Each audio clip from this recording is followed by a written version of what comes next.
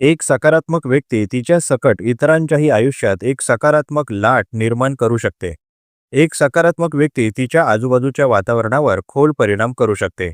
मानसशास्त्र सांगते की सकारात्मक विचार आणि भावनांचा प्रसार हा इमोशनल कंटेजन या प्रक्रियेमुळे इतरांपर्यंत पोहोचतो.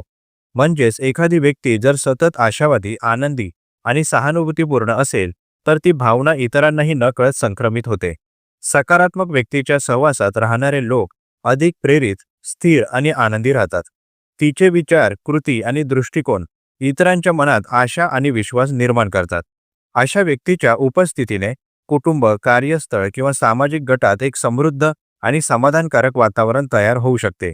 संशोधनात हेही आढळून आले आहे की सकारात्मक व्यक्तींच्या सानिध्यात असलेल्यांमध्ये तणावाचे प्रमाण कमी असते आणि मानसिक आरोग्य चांगले राहते.